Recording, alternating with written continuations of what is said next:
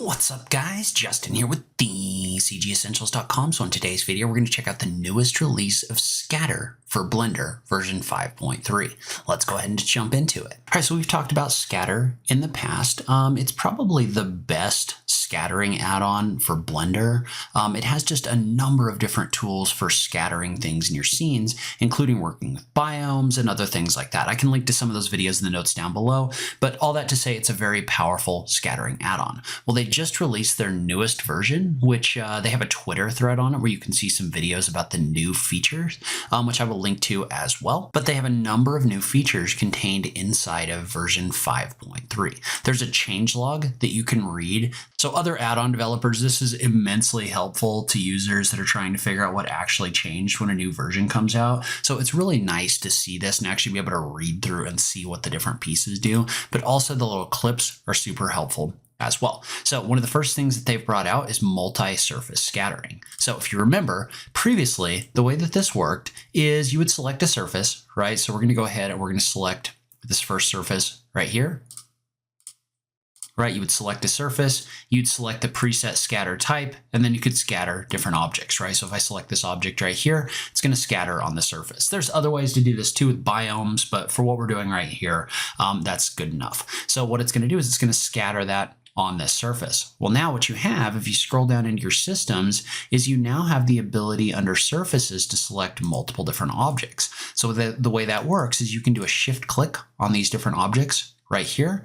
Then you can go down here to the multi-objects function and you can click on the plus button. And so when you do that, what it's going to do is it's going to create a collection called scatter surfaces, and you can click on OK, and it's going to add all of those selected objects to that collection. So you can click on this little drop down right here, and you can click on the button for add viewport selection to add additional things to that collection if you want to do that. So now you can come in here and you can create live scatter systems across multiple different objects instead of having to create multiple different scatter systems inside of Blender. So they've also added a function in here where you can adjust the space that things are applied. So what that means is that right now, if I was to scale up these three objects, right? So I'm going to select them, I'm going to scale them. Notice how the objects that are being applied to them are being scaled along with them. It's not like adding new objects in there. Well, if you go into the space and you pick the global space instead of the local space, now if I scale this up, notice how it's actually adding additional items in here. So when the adjustment is being applied globally, this system is updating live when you make changes. A lot of this is kind of built around this new functionality because now what you can do is if you pick your distribution method in here, right? So we've been using this random distribution method, but if you go into the manual distribution method like this, and then you click on enter manual mode, what it's going to do is it's going to take you in this mode where you can actually apply these different things in different ways. So for example, there's a spray function where you can use this to spray objects on your surface like this. There's also things like a lasso fill. So if you want to create a lasso like this that's filled with objects, you can do that as well. And you can also adjust the density by clicking and holding the F key and then clicking in order to say you wanted more objects in here. You can adjust that density way up.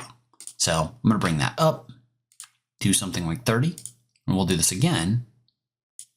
Notice how I'm getting more objects in here with that. So you've got all of these different functions in here, and it's working across multiple different surfaces. So all of these are working across these multiple different surfaces that we added in here, but it's using that same system. So it's really powerful for working with those multiple different meshes. All right, so the other cool feature that they've added is they've also added the ability to do a transition fall off or a transition noise. So what that means is, let's say that we've got this surface right here that has grass applied to it. And let's say we wanted it to be, we wanted it to transition to less stuff around the outside of the object, right? Well, right now it's just kind of scattering those in here wherever.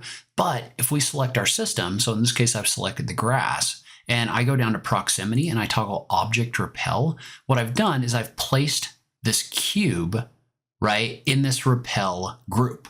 Well, what I can do, or this repel collection. And so if I select that collection, right, so if I do a repel right here and I find that collection, it's basically using that collection, and you can set where, right? So you can set if this is based on the origin point or the faces of the object, but you can set the transition around the outside of this object. And so not only can you set this distance, you can also adjust the way that that transition comes in here, right? So if you set this to be at like 0 feet, then it's just going to stop.